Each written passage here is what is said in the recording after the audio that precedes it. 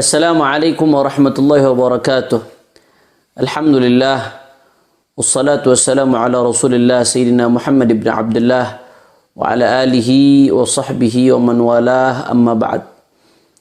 Para pendengar muslimin muslimat yang dimuliakan oleh Allah subhanahu wa ta'ala, saat ini kita semua sedang menghadapi cobaan, musibah, yaitu merebaknya wabah corona. Tentunya ini keadaan yang kita semua menginginkan keadaan ini segera berlalu. Mudah-mudahan Allah subhanahu wa ta'ala angkat wabah corona dari negeri kita tercinta Indonesia dan dari seluruh belahan dunia, khususnya menjelang datangnya bulan suci Ramadan, agar kita umat Islam khususnya bisa beribadah di bulan Ramadan dengan tenang, dengan khusyuk, dengan khidmat, tanpa ada kekhawatiran umat tertular penyakit corona. Amin. Amin ya rabbal alamin.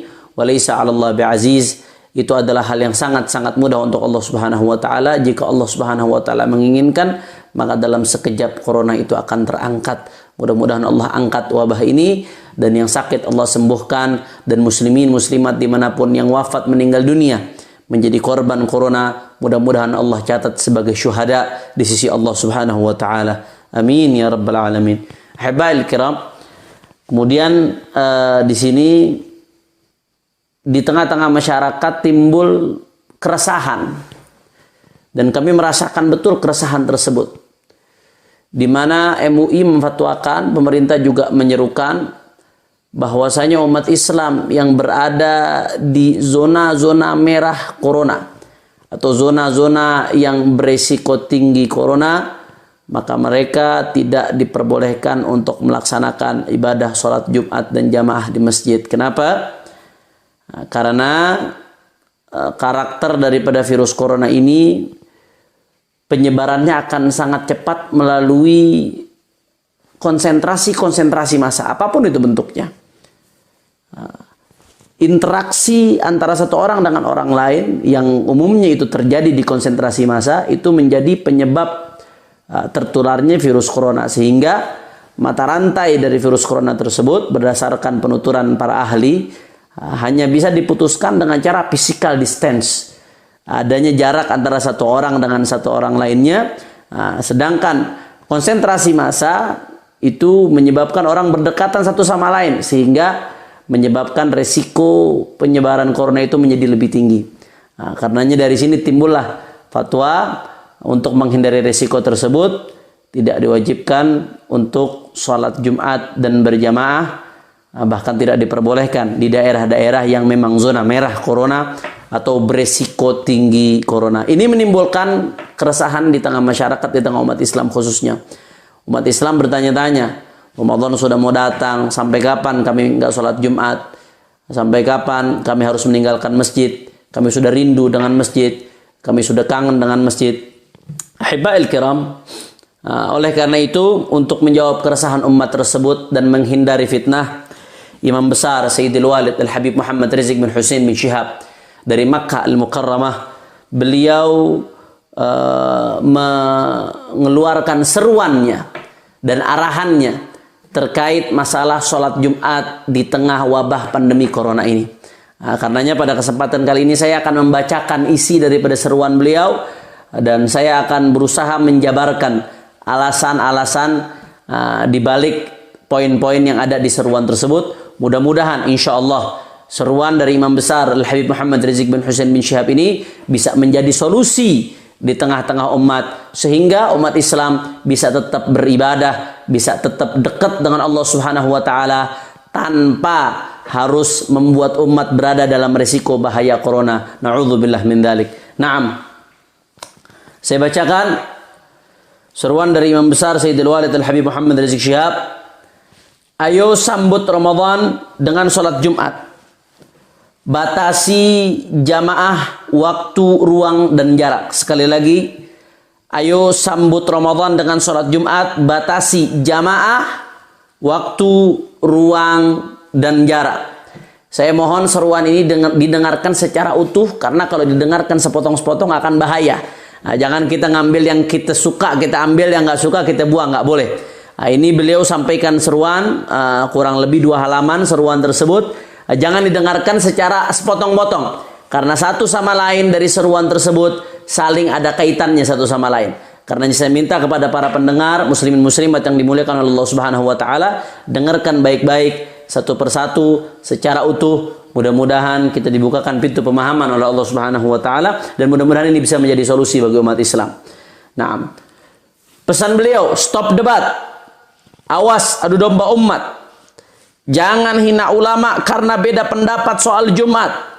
Umat Islam wajib bersatu dalam perbedaan pendapat. Ayo salat dan munajat agar wabah segera diangkat oleh Allah Subhanahu wa taala. Betul sekali apa yang beliau katakan.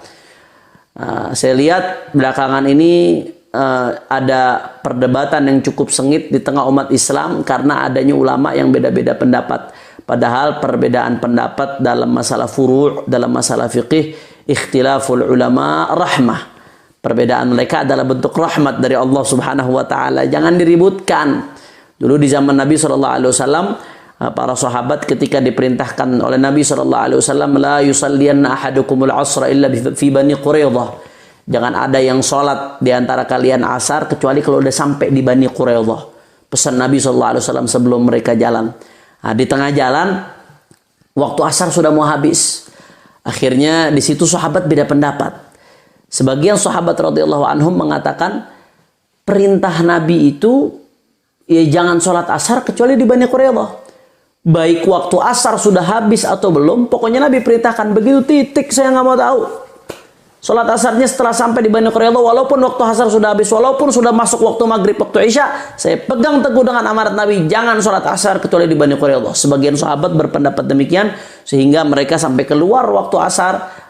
Dan sholat asar ketika sampai di Bani Quraidah waktu asar sudah selesai pada saat itu karena mereka beranggapan apa yang dikatakan Nabi adalah syariat, sumber syariat, sehingga kami mengikuti apapun yang dikatakan Nabi, itu akan menjadi tanggung jawab di hadapan Allah Subhanahu wa taala. Kemudian sebagian sahabat lagi berpendapat lain, memahami lain. Mereka mengatakan Nabi SAW memerintahkan kita untuk tidak sholat asar di Bani Quraidah. Ini adalah motivasi supaya kita bergegas dalam jalan. Jangan lambat, buru-buru, cepat sampai ke Bani Quraidah. Nah, makanya dibilang nanti sholat asarnya kalau udah sampai Bani Quraidah saja. Dengan catatan, kalau waktu asar masih ada.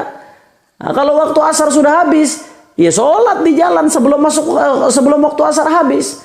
Perintah Nabi itu bukan betul-betul untuk sholat di Bani Quraidah walaupun sudah keluar waktu. Enggak. Perintah Nabi SAW maksudnya motivasi. Supaya kita bergegas, jalannya cepat. Nah, jadi tidak dipahami secara tekstual, tapi dipahami secara kontekstual. Akhirnya masing-masing mengamalkan apa yang mereka pahami, masing-masing mengamalkan apa yang mereka yakini. Dan ketika mereka pulang di Madinah, hal ini sampai kepada Nabi SAW.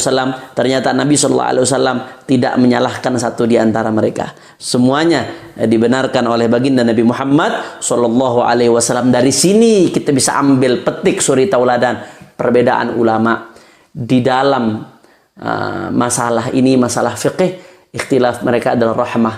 Selama mereka adalah ulama yang mumpuni, punya dasar yang kuat, ulama yang betul-betul terbukti selama ini istiqamah, berpegang teguh dengan ajaran ahlus sunnah wal jamaah, berpegang teguh dengan syariat Islam, maka ketika mereka berbeda pendapat, maka perbedaan pendapat di antara mereka menjadi rahmat bagi umat. Tidak boleh menjadi sebab perpecahan, tidak boleh menjadi sebab caci maki, tidak boleh menjadi sebab saling tuding menuding satu sama lain. Enggak boleh, ahibba'il kiram. Tapi perbedaan itu harus kita sikapi dengan sikap toleran karena perbedaan pendapat di antara ulama adalah rahmat pada hakikatnya dari Allah Subhanahu wa taala. Yang ikut ulama yang berpendapat tetap wajib sholat Jumat walaupun di zona merah, kalau ulama itu memang punya dasar yang kuat, silahkan. Yang ikut pendapat MUI yang mengatakan nggak boleh sholat Jumat di zona merah, silahkan ikuti pendapat demikian. Banyak juga ulama-ulama istiqomah yang mendukung pendapat tersebut. Yang penting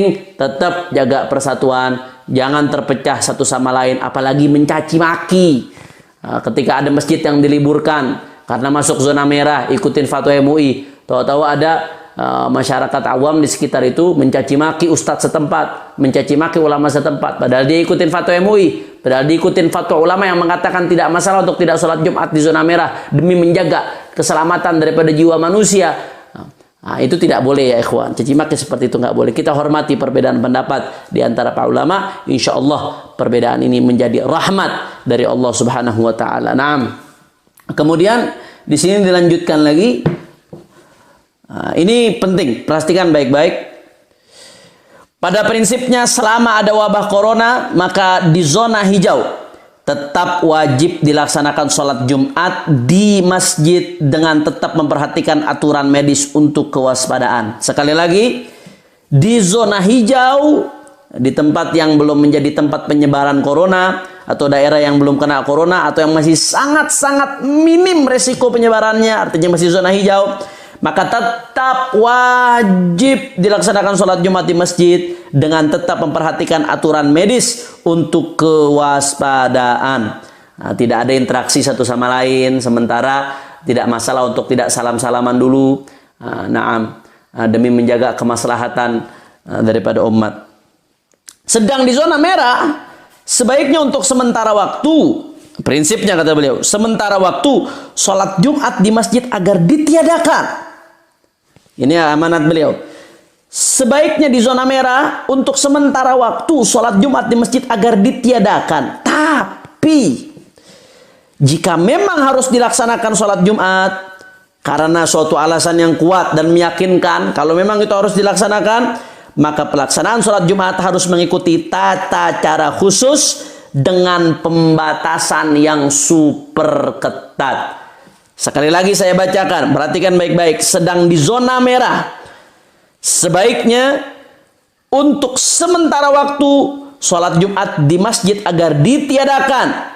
Tapi jika memang harus dilaksanakan sholat Jumat karena sesuatu alasan kuat dan meyakinkan, maka pelaksanaan sholat Jumatnya harus mengikuti tata cara khusus dengan pembatasan yang super ketat. Nah, kemudian di sini ada penjelasan yang sifatnya mendetail. Itu secara umum demikian. Kemudian beliau masuk ke poin-poin yang mendetail. Poin A, B, C. Kemudian di poin C itu ada 10 syarat yang nanti akan beliau sebutkan. Nah, saya mulai dari poin A dulu. Perhatikan baik-baik. Bagi yang berada di zona merah dan meninggalkan sholat Jumat dengan alasan mewaspadai bahaya wabah COVID-19 sesuai fatwa MUI dan arahan pemerintah, maka dibolehkan. Tapi tetap wajib sholat zuhur di rumah masing-masing.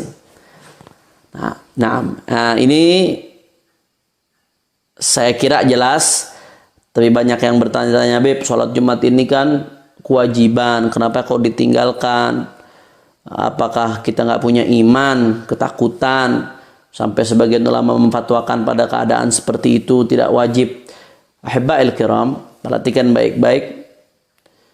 Sholat Jumat itu hukumnya wajib bagi setiap laki-laki muslim yang sehat dan tidak ada udzur. Sholat Jumat wajib bagi setiap laki-laki muslim yang sehat, hur, merdeka dan tidak ada udzur. Sholat Jumat bagi dia adalah wajib. Tapi ulama memberikan catatan kewajiban sholat Jumat ini selama tidak ada udzur. Selama tidak ada udzur. Andai kata ada udzur, a'dzarul jum'ah wal jamaah katsirah. Udzur-udzur yang dianggap sebagai udzur untuk sholat Jumat dan jamaah ada banyak, disebutkan di kitab-kitab fiqih dalam mazhab Syafi'i. Kalau ada udzur, maka tidak wajib sholat Jumat, akan tetapi wajibnya adalah sholat zuhur. Nah, di antara udzur-udzur itu salah satunya adalah, ini adalah syariat Nabi Muhammad SAW.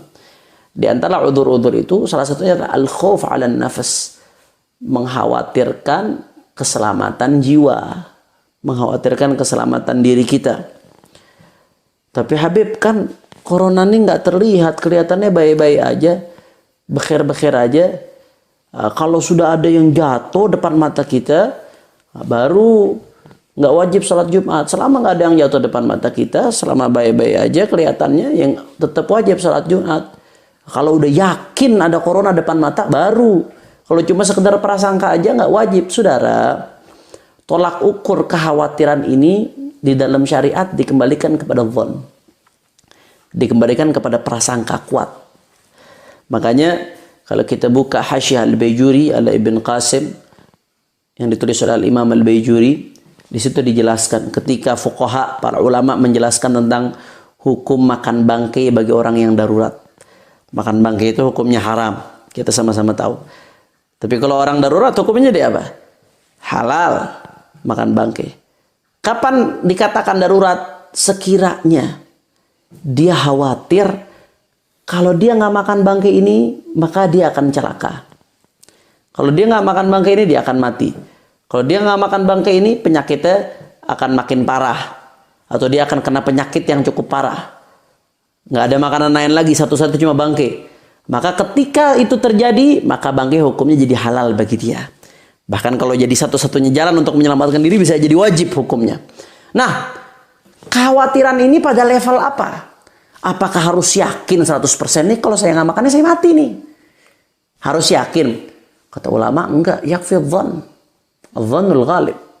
Kata Imam Al-Baijuri, ketika udah ada dhon saja, ada prasangka kuat bahwasanya kalau dia nggak makan ini bangkai, maka dia akan mati kelaparan. Prasangka kuat cukup. Nggak harus sampai ke derajat yakin. Yakin itu 100%. Kalau prasangka itu nggak harus sampai 100%. Ada kemungkinan iya, ada kemungkinan enggak, tapi kemungkinan iyanya lebih besar. Itu prasangka, dhon. Dalam syariat disebutnya. Selama ada dhon yang cukup kuat dan berdasar, maka itu udah bisa jadi landasan dia untuk menghalalkan bangkai pada keadaan seperti itu. Nah, makanya udzur, termasuk udzur dalam salat Jumat wal jamaah. Dalam masalah ini yakfi dhon. Cukup dengan prasangka kuat. Dari mana prasangka itu timbul? Nah, di sini perhatikan baik-baik. Syekh Umar bin Husain Al-Khatib, salah satu ulama ahli fiqih dari kota Tarim, Hadramut. Beliau juga termasuk yang membidangi fatwa di Darul Mustafa Minan Habib Umar bin Muhammad bin Salim bin Hafidh. Hafizahullah ta'ala wara'ah. Syekh Umar Husain Khatib memberikan penjelasan yang begitu bagus yang dimuat dalam channel Al-Irthun Nabawi di YouTube. Saya lihat itu videonya, penjelasan bagus sekali.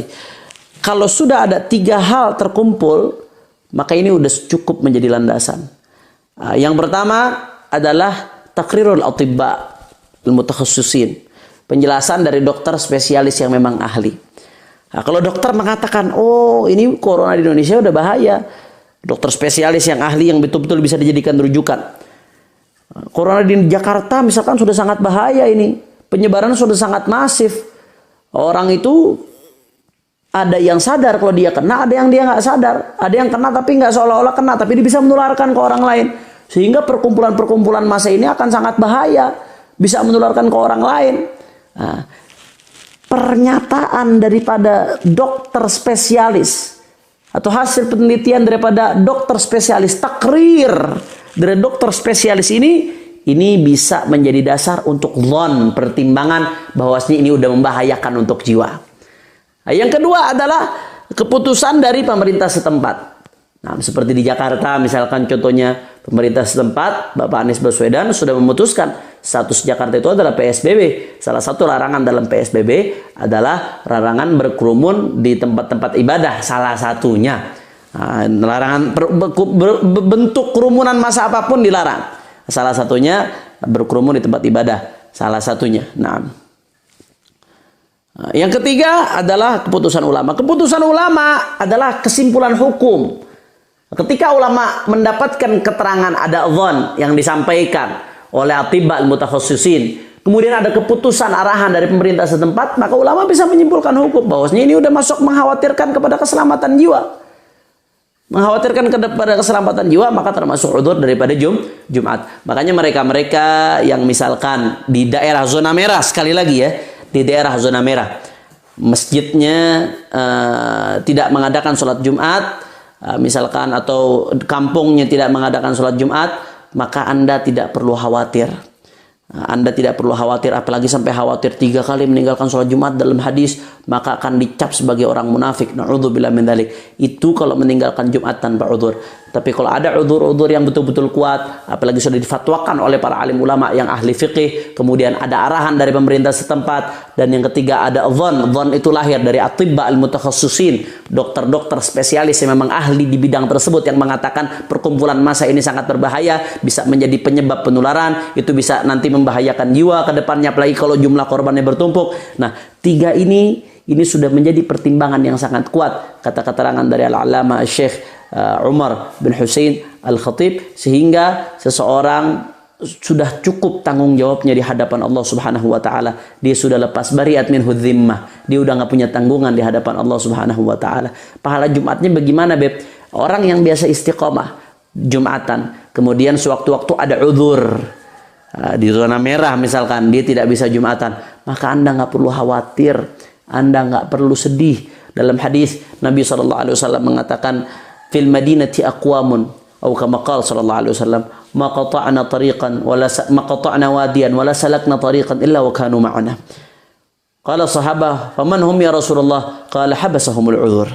Atau kama qala sallallahu alaihi wasallam. Kata Nabi Muhammad SAW, ketika Nabi melakukan perjalanan dengan sahabat-sahabatnya untuk satu misi, Rasulullah mengatakan, fil madinati aqwamun, di Madinah ini ada orang-orang yang enggak ikut kita sekarang, tapi ma qata'na wadiyan wala salakna tariqan, tidaklah kita melewati sebuah lembah dan tidaklah kita melewati sebuah jalan, menempuh sebuah perjalanan, illa wa kanu ma'ana, kecuali mereka seakan-akan ada bersama kita.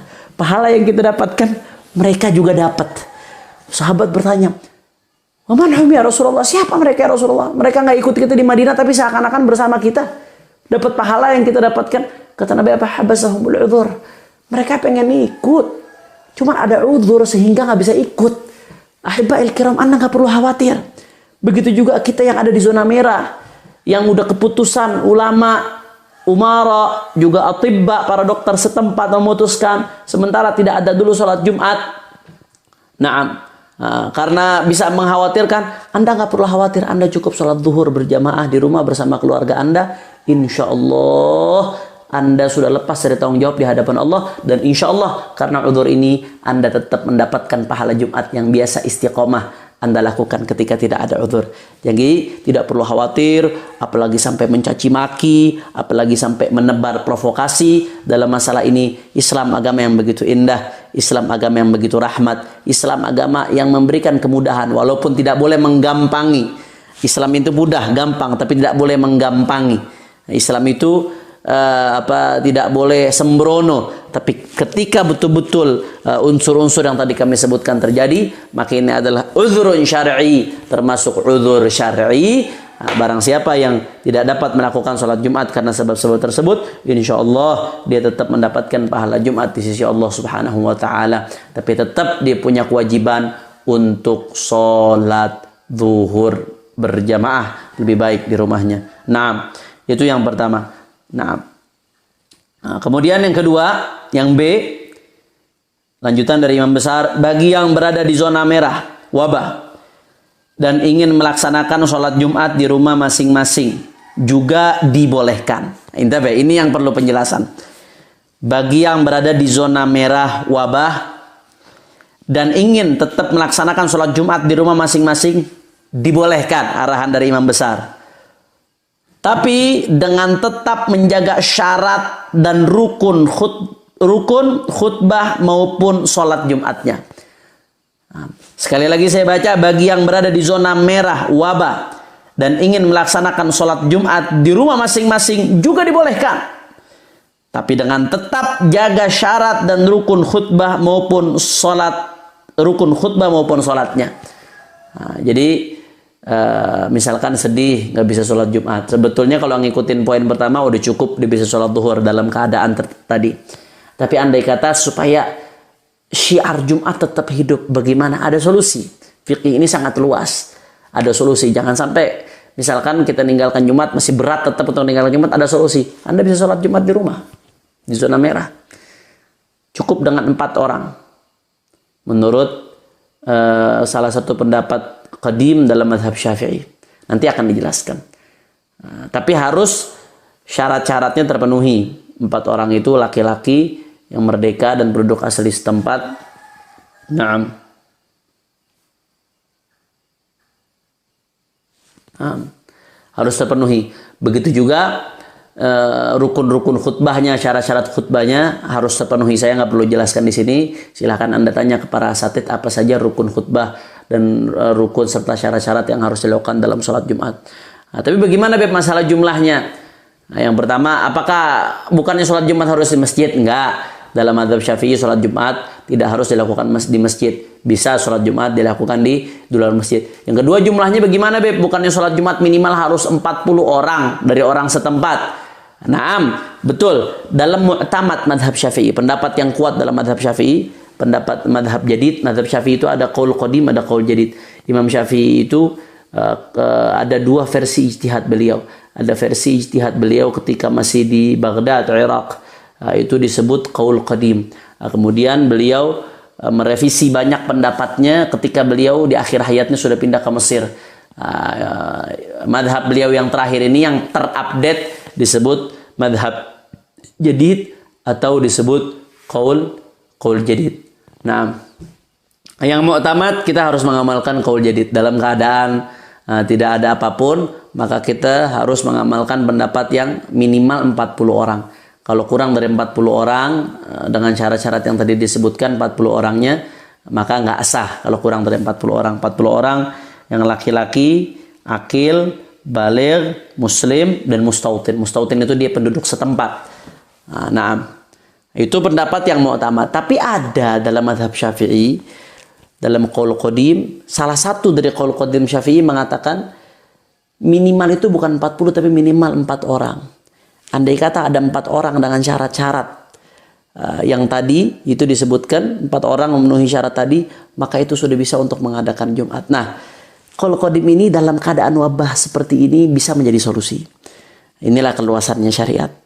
Inilah luasnya fiqih. Subhanallah, ulama kita dalam berijtihad. Qaul qadim ini dalam keadaan wabah seperti ini bisa menjadi solusi bagi kita yang tetap berat meninggalkan Jumat, supaya syiar Jumat tetap hidup. Maka buatlah sholat Jumat di rumah-rumah Anda minimal 4 orang. Ajak anak Anda, ajak ipar Anda, ajak adik Anda, 4 orang, 1 khatib dan imam, yang 3 menjadi makmum. Udah sah sholat Jumatnya menurut qaul qadim dalam madhab Syafi'i. Tapi Habib ada yang mengatakan qaul qadim itu kan nggak boleh diamalkan, udah direvisi harus qaul jadid. Naam, ulama menjelaskan qaul qadim itu nggak boleh diamalkan kalau tidak ditarjih, tidak dikuatkan oleh ulama-ulama generasi penerus mazhab Syafi'i. Tapi kalau dikuatkan oleh ulama-ulama generasi penerus mazhab Syafi'i, apalagi sampai dipilih, ditarjih, maka itu pendapat termasuk yang boleh diamalkan. Dalam masalah ini apakah pendapat ini dikuatkan oleh ulama-ulama generasi mazhab Syafi'i berikutnya, ulama-ulama penerus daripada Imam Syafi'i? Naam. Mari kita lihat di dalam kitab I'anatul Talibin Syarah Fathul Mu'in, naam, yang dikarang oleh seorang ulama besar, Syekh Al-Allamah Abi Bakar Al-Mashhur Sayyid Al-Bakri bin Sayyid Muhammad Syata Ad-Dimyati, ulama besar dalam mazhab Syafi'i yang kitabnya dijadikan rujukan khususnya di Indonesia. Nah, di sini dimuat dalam ta'liq, yang mana ta'liq tersebut catatan kaki datang dari beliau sendiri. Nah, ketika berbicara tentang Al-Imam Al-Bulqini ditanya tentang penduduk sebuah desa yang jumlahnya nggak sampai 40 orang. Apakah mereka sholat Jumat atau sholat zuhur? Nah, maka fa'ajaba rahimahumullah yusalluna zuhur ala madhab Syafi'i. Mereka sholat zuhur menurut madhab Syafi'i, ay madhab Syafi'i al-jadid. Menurut mazhab Syafi'i, kalau nggak memenuhi syarat Jumat, satu desa laki-lakinya misalkan nggak sampai 40 orang laki-laki yang akil balighnya. Nah, menurut mazhab Syafi'i, maka mereka nggak ngadain Jumatan menurut pendapat yang mu'tamad. Terus bagaimana? Ya mereka sholat zuhur aja, nggak perlu Jumatan karena nggak memenuhi syarat. Nah, waqad ajaza, kata beliau, jam'un minal ulama an yusallul Jumat. Tapi sebagian ulama membolehkan mereka untuk sholat Jumat. Nah, karena kenapa? Karena ada perbedaan pendapat. Bahkan disebutkan dalam beberapa kitab seperti dalam Hasyiah Bejuri ada 15 pendapat perbedaan ulama di dalam jumlah minimal orang yang sholat Jumat. Jumlah minimal sahnya jamaah sholat Jumat itu berapa? Ada 15 pendapat perbedaan ulama. Luar biasa luasnya syariat. Perbedaan pendapat ini terlihat pada saat-saat seperti ini bagaimana rahmahnya. Nah, jadi kata beliau, boleh saja menurut ulama an yusallil Jum'ah. Sebagian daripada ulama membolehkan mereka tetap sholat Jumat walaupun kurang dari 40. Berdasarkan ulama yang mengatakan sholat Jumat tidak harus 40. Kurang dari 40 pun boleh mengadakan sholat Jumat. Wa huwa qawi, dan itu pendapat yang kuat, kata Imam Al-Bulqini. Tapi fa idza qalladu ay jami'uhum man qala hadhil maqala fa innahum yusalluna al-jum'ah. Nah, kalau bertolak kepada pendapat yang mengatakan boleh kurang dari 40, maka penduduk satu desa tadi yang jumlahnya kurang dari 40, mereka boleh tetap sholat Jumat. Wa in ihtatu fa sholat Jumat thumma dhuhr kana hasanan. Tapi kalau mereka mau jaga-jaga, mereka sholat Jumat, setelah sholat Jumat mengulang lagi sholat zuhur 4 rakaat, maka itu lebih baik ihtiyat. Nanti saya akan jelaskan masalah itu. Nah, saya pengen bahas dulu di sini masalah pendapat qaul qadim madhab Syafi'i yang mengatakan bahwasanya minimal sholat Jumat itu jumlahnya adalah 4 orang, 1 imam, 3 makmum. Imam berikut khatib tentunya. Nah, di sini di ta'liq Syekh Bakri Syata sahib I'anatul Talibin mengatakan ghairal Imam Syafi'i bi'tibari madhhabihil jadid fala yunafi anna lahu qawlain qadimin fil adad. Naam. Ahaduhuma aqalluhum arba'ah. Hakahu anhu sahibut talkhis. Nah, betul memang madhab jadidnya Imam Syafi'i mengatakan bahwasanya harus 40 minimal. Tapi itu tidak menafikan beliau punya 2 pendapat qadim. Salah satu di antara 2 pendapat qadim itu kata Syekh Bakri Syata, pendapat qadimnya Imam Syafi'i salah satunya apa? Aqalluhum arba'ah. Paling sedikitnya jamaah salat Jumat adalah 4 orang seperti yang tadi kami jelaskan. Hakahu sahibut talkhis, ini pendapat disebutkan oleh sahibut talkhis, wa hakahu fi syarhil muhadzab, dan Imam Nawawi juga meriwayatkan pendapat ini dalam Majmu' Syarah Muhadzab, wa ikhtarahu min ashabi al-Muzani. Di antara ashab Imam Syafi'i, generasi penerus Imam Syafi'i, yang memilih pendapat ini adalah Al-Imam Muzani. Nah, tadi kami telah jelaskan bahwasanya qaul qadim itu tidak boleh diamalkan kalau memang tidak ada yang memilih dari generasi penerus madhab Syafi'i. Tapi kalau dari generasi penerus madhab Syafi'i ada yang memilih pendapat tersebut, apalagi Imam Muzani, ulama besar dari madhab Syafi'i. Imam Muzani memilih pendapat ini, sehingga pendapat ini boleh diamalkan dalam disiplin bermadhab. Nah, walaupun ini pendapat tetap tidak mu'tamad, tetap yang mu'tamad harus 40. Tapi dalam keadaan seperti ini boleh pendapat ini jadi solusi, ibadallah. Kama naqalahu al-Adhra'i fil qut wa kafa bihi salafan fi tarjihihi. Kata Syekh Bakri Syata, kalau Imam Al-Muzani sudah mentarjih, sudah cukup kita jadikan patokan. Fa innahu min kibari ashabi Syafi'i wa ruwati kutubihil jadidah. Nah, karena Imam Muzani termasuk pembesar daripada ashabnya Imam Syafi'i dan periwayat kitab-kitab Imam Syafi'i yang baru. Wa qad rajjahu aidan Abu Bakar ibn al-Mundhir fil Ishraf kama naqalahu an-Nawawi fi Syarhil Muhadzab. Naam. Beliau mengatakan hal yajuz taqlid ahadu hadzal qaulain, seperti yang tadi kita katakan, al-jawab na'am, fa innahu qaulun al-imam nasarahu ba'du ashabihi wa rajjahu. Wa qauluhum al-qadim la yu'mal bi mahalluhu ma lam ya'diduhu al-ashab wa yurajjihuhu. Wa illa sara rajihan min hadhihi al-haythiyah wa in kana marjuhan min haitsu nisbatuhu lil imam, seperti yang tadi saya jelaskan. Bahkan Al-Imam As-Suyuti, seorang ulama besar juga dalam mazhab Syafi'i, mengatakan katsiran ma yaqul ashabuna bi taqlid Abi Hanifah fi hadhihi masalah. Banyak yang mengatakan kita perlu taklid Imam Abu Hanifah dalam masalah ini. Jumlah 40 orang. Jumlah minimal 4 orang, maaf, jumlah minimal 4 orang. Nah, itu pendapatnya Abu Hanifah, sehingga kalau kita mau ngamalkan ini harus taklid kepada Imam Abu Hanifah. Kata Imam Suyuti, wahwa ikhtiyari, pendapat ini bukan cuma pendapat Abu Hanifah, tapi ikhtiyari, saya memilih pendapat itu. Imam Suyuti sebagai ulama besar dalam mazhab Syafi'i mengatakan wahwa ikhtiyari, dan saya milih pendapat itu. Idh huwa qaulun li Syafi'i qamat dalil ala rujhanih. Karena itu adalah salah satu pendapat dari Imam Syafi'i yang dikuatkan oleh dalil. Ada dalil yang menguatkan pendapat tersebut, bahwasanya ini pendapat adalah pendapat kuat. Sehingga Imam Suyuti memilih pendapat tersebut. Wa hina idzin taqlid ahad hadhinil qaulain aula min taqlidi Abi Hanifah fatanabbah. Sehingga pendapat ini boleh diamalkan berdasarkan keterangan Imam Syekh Abi Bakar Al-Masyhur atau Sayyid Bakri bin Sayyid Muhammad Syata Ad-Dimyati, pengarang kitab I'anatul Talibin. Bahkan di sini beliau katakan wa qad allaftu risalatan tata'allaq bi jawazil amal bil qaulil qadim lil Imam Syafi'i radhiyallahu anhu fi sihhatil jum'ah bi arba'ah wa bi ghairi dzalik fanzurha in syi'it. Kata Al-Imam Syekh Bakri Syata mengatakan bahkan beliau mengarang satu risalah khusus membahas bahwasanya pendapat ini boleh diamalkan. Khusus membahas bahwasanya pendapat ini boleh diamalkan, apalagi dalam keadaan-keadaan wabah darurat seperti ini supaya syiar Jumat tetap hidup. Nah, oleh karena itu yang disampaikan oleh imam besar dalam seruannya tentu punya dasar yang begitu kuat. Di sini beliau katakan, sekali lagi saya bacakan setelah saya jelaskan panjang lebar tadi, bagi yang berada di zona merah wabah dan ingin melaksanakan sholat Jumat di rumah masing-masing juga dibolehkan dengan tetap jaga syarat dan rukun khutbah maupun sholatnya. Dalam mazhab Syafi'i yang qaul jadid mu'tamad bahwa sempurna sholat Jumat dengan 40 orang muslim, pria, akil, baligh, mustautin, penduduk setempat, dan hur, merdeka, bukan budak. Itu pendapat yang mu'tamad. Akan tetapi dalam salah satu qaul qadim tetap sah walau hanya 4 orang, yaitu seorang imam dan 3 makmum. Tentunya tetap dengan khutbah walaupun di rumah. Qaul qadim ini tetap sah walau hanya 4 orang, yaitu seorang imam dan 3 makmum. Qaul qadim ini layak, kata imam besar, layak diikuti dalam situasi darurat wabah seperti saat ini. Hati-hati.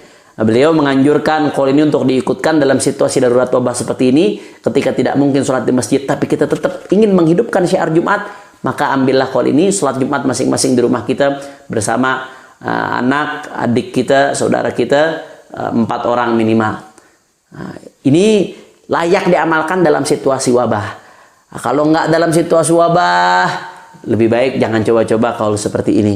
Nah, karena dalam situasi biasa lebih baik kita amalkan pendapat yang paling kuat, yaitu minimal 40 orang.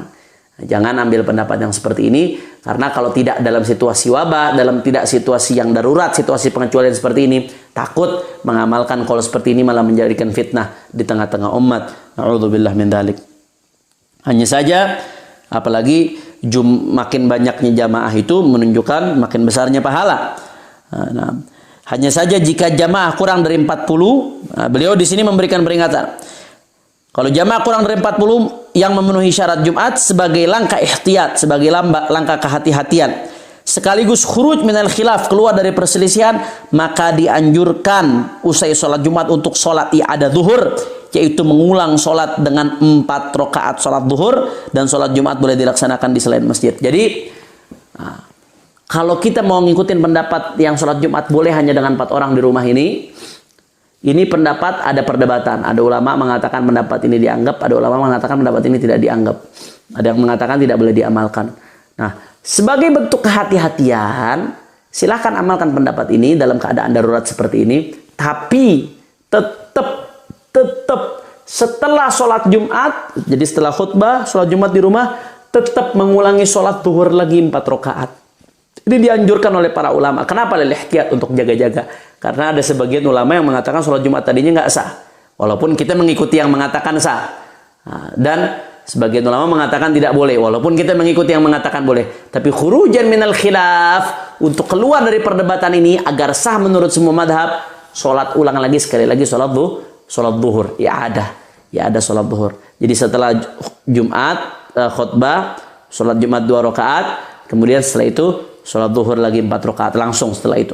Makanya di sini dikatakan su'ila Syekh Muhammad bin Sulaiman al-Kurdi thumma al-Madani rahimahullahu ta'ala anna al-jum'ata idza lam tastawfi syurut wa sulliyat bitaqlidi ahad al-madhahib wa arada al-musallun i'adataha dhuhran hal yajuzu dhalika, ini dalam Hasyiah Syarwani, amla, wa ajaba bi anna dhalika jaiz la man'a minhu bal huwa al-ahwat khurujan min al-khilaf wa ma fil imdad wa la yajuzu i'adatul jum'ah dhuhran wa kadha aksu li ghairi al-ma'dzur fa mahalluhu 'inda al-ittifaq min sihhatil jum'ah la 'inda wujudi khilafin qawi fi 'adami sihhatiha. Naam.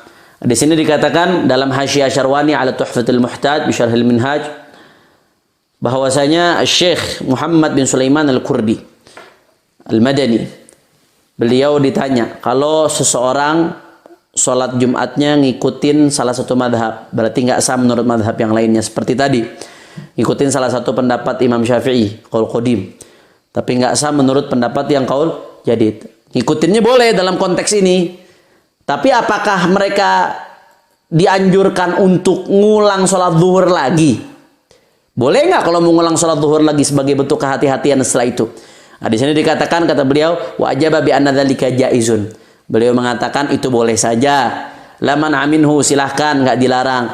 Bal huwal ahwat.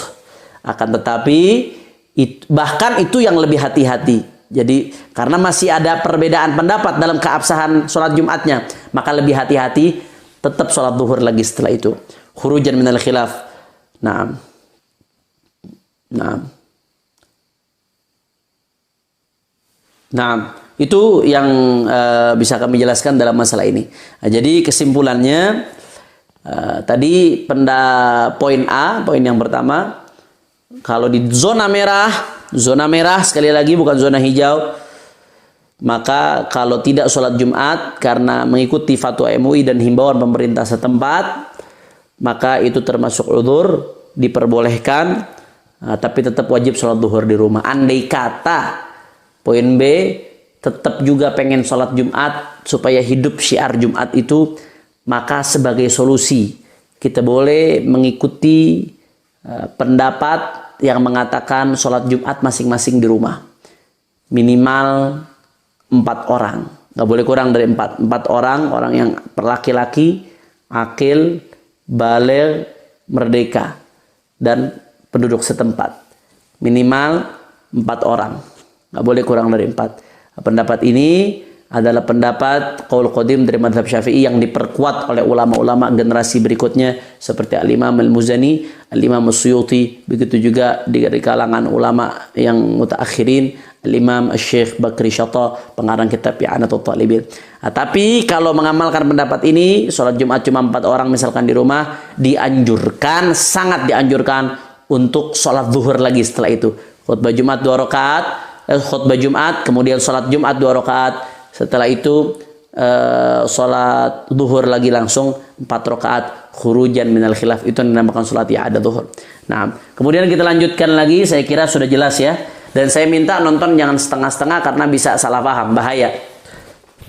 Kemudian yang ketiga, bagi yang berada di zona merah wabah dan bersikeras ingin tetap melaksanakan sholat Jumat di masjid karena suatu alasan kuat dan meyakinkan, maka tetap pengen sholat di masjid juga. Maka bagaimana? Arahan imam besar, sebaiknya jangan dilarang atau dihalangi.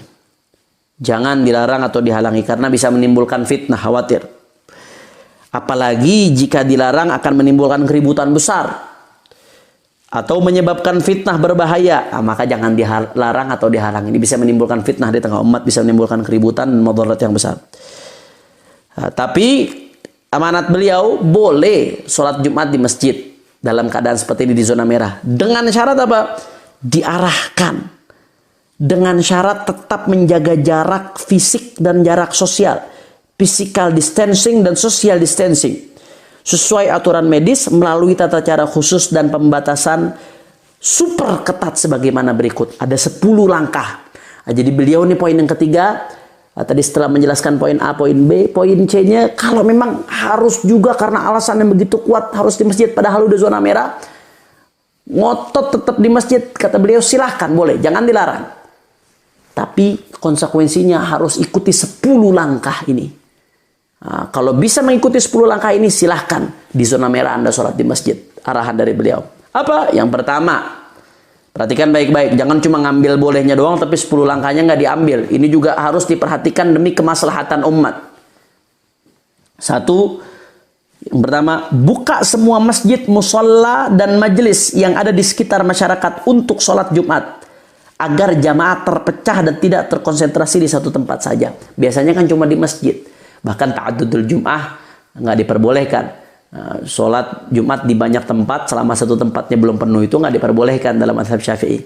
Tapi dalam kesempatan ini karena ada kemaslahatan, karena ada hajat, pesan beliau buka semua masjid-masjid, buka semua musola, buka semua majelis kalau memang harus diadakan Jumatan. Jangan difokusin di satu masjid karena akan menumpuk jamaahnya di situ nanti. Buka aula-aula. Nah, agar jamaah terpecah dan tidak terkonsentrasi di satu tempat. Itu yang pertama. Kemudian yang kedua, yang boleh ikut sholat Jumat hanya orang dewasa yang sehat dan kuat. Hanya orang dewasa yang sehat dan kuat. Orang yang ada gejala COVID, apalagi orang panas misalkan dan lain sebagainya, ada gejala COVID, haram. Apalagi sudah positif, haram dia ikut sholat Jumat karena dia akan membahayakan banyak orang. Na'udzubillah min dzalik. La dharara wa la dhirara. Nggak boleh kita membahayakan orang lain. Jadi yang boleh ikut sholat Jumat hanya orang dewasa yang sehat dan kuat. Anak-anak juga nggak perlu, karena anak-anak takutnya nggak bisa terkontrol nanti. Dari warga setempat, jangan mendatangkan dari luar, karena kita nggak tahu bagaimana dia datang dari mana daerah yang banyak COVID atau tidak, kita nggak tahu. Jadi cukup dari warga di sekitar masjid, musola atau majelis. Jangan warga dari luar lingkungan. Nah, kalau ada dari luar lingkungan datang, jangan diizinkan, karena kita tidak tahu. Dan ini virus tidak terlihat. Karena sebagai bentuk jaga-jaga, karenanya siapkan alat pengukur suhu badan, kata beliau. Kalau yang panas 37 derajat Celcius ada gejala-gejala, tidak perlu diizinkan untuk masuk. Kemudian yang ketiga, jumlah jamaah harus dibatasi. Bagaimana dibatasinya? Minimal 40 orang yang memenuhi syarat Jumat. Minimal kalau harus diadakan di masjid. Maksimal tergantung batas aman maksimum. Masjidnya besar ya berarti jumlahnya lebih banyak. Tentunya tetap dengan jaga jarak seperti nanti akan dijelaskan. Maksimal tergantung batas aman maksimum untuk kapasitas masjid, musola dan majelis. Sehingga jika sudah mencapai batas maksimal dengan jarak-jarak yang ditentukan itu udah maksimal penuh, maka tidak boleh ada yang masuk lagi. Waktu pelaksanaan ibadah Jumat juga harus dibatasi. Sehingga yang terlambat jangan diizinkan masuk, dan jika sudah selesai maka segera bubar pulang dengan tertib dan teratur. Jangan numpuk bubarnya, bahaya. Penumpukan itu bisa menjadi penyebab penularan. Na'udzubillah min dzalik.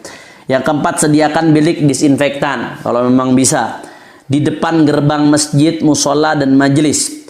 Tujuannya apa? Agar setiap jamaah yang masuk disterilkan, tapi dengan catatan dengan menggunakan bahan yang suci dan aman untuk tubuh manusia.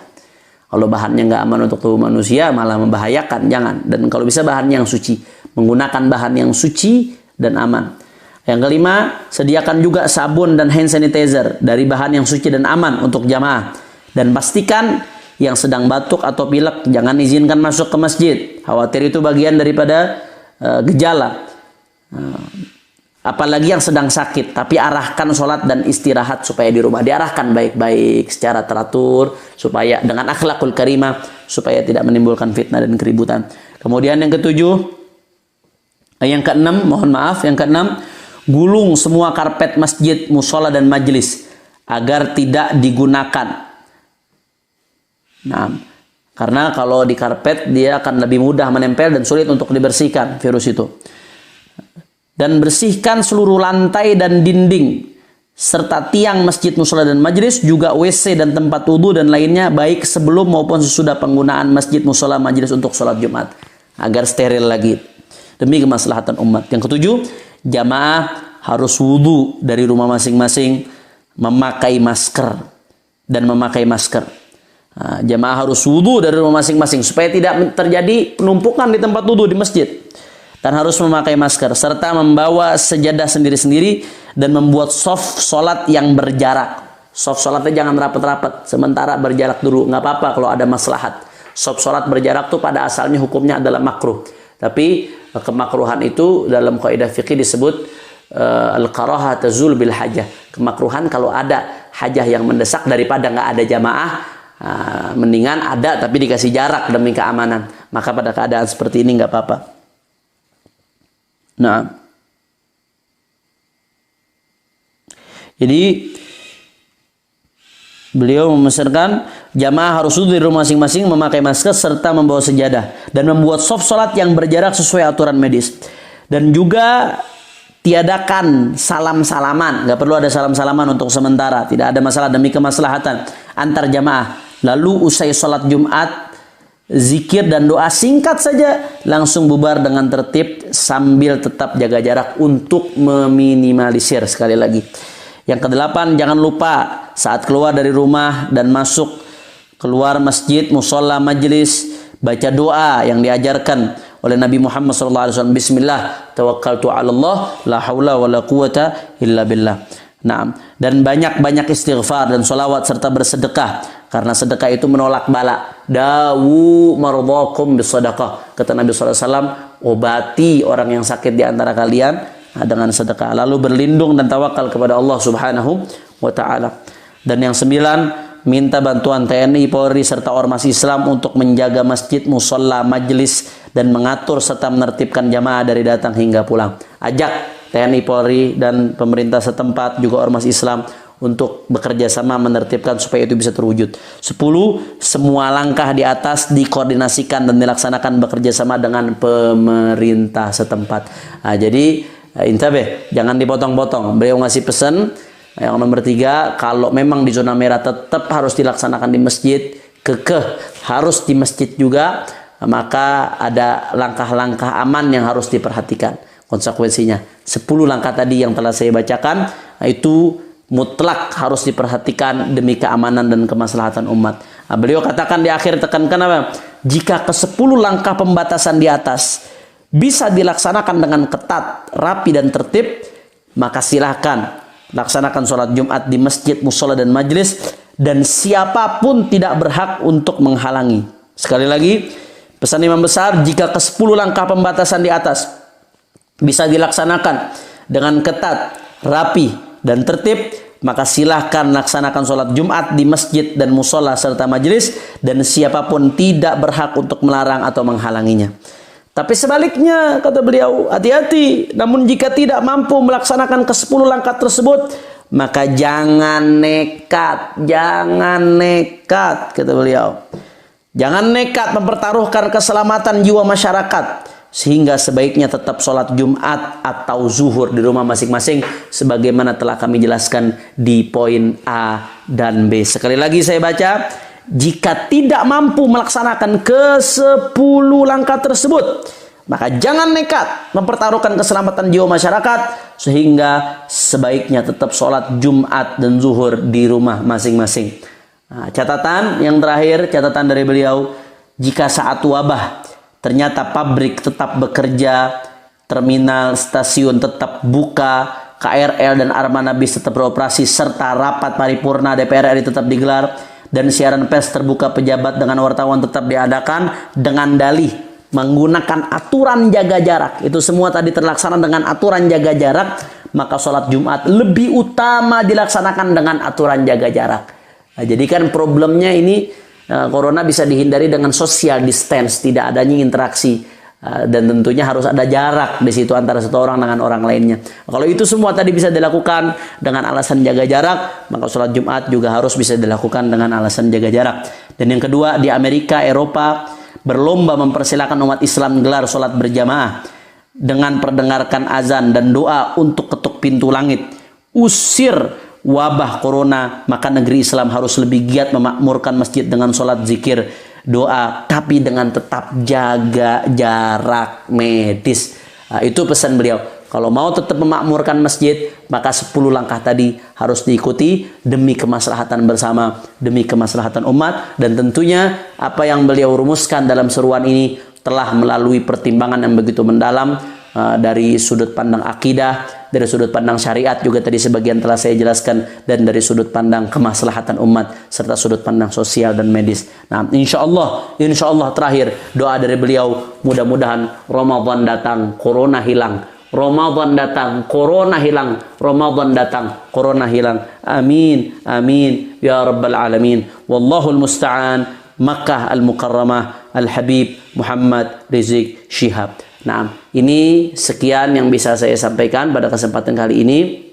Sekali lagi saya minta agar tidak dipotong-potong, pahami secara utuh, pahami secara menyeluruh. Mudah-mudahan apa yang beliau sampaikan ini bisa menjadi solusi di tengah-tengah keresahan yang dirasakan oleh umat saat ini. Solusi untuk beribadah, tapi juga tetap menjadi solusi untuk kemaslahatan dan keselamatan umat. Mudah-mudahan Allah angkat wabah ini dari negeri kita, dan mudah-mudahan khususnya di bulan Ramadan kita bisa beribadah dengan tenang, dengan khusyuk, dengan penuh kekhidmatan, dan kita akan sama-sama menyambut daripada Lailatul Qadar. Amin ya Allah. dan termasuk mudah-mudahan jadi hamba-hamba Allah yang mendapatkan predikat al-'itq minan nar, dibebaskan oleh Allah dari api neraka, dan bisa juga kita menyambut hari raya dengan penuh sukacita, silaturahmi tanpa ada halangan apapun. Ini saja yang bisa saya sampaikan. Mudah-mudahan yang sedikit ini bermanfaat. Mohon maaf kalau ada yang keliru atau salah-salah kata. Hadani Allah wa iyyakum ila siratal mustaqim. Wal 'afu minkum. Wassalamualaikum warahmatullahi wabarakatuh.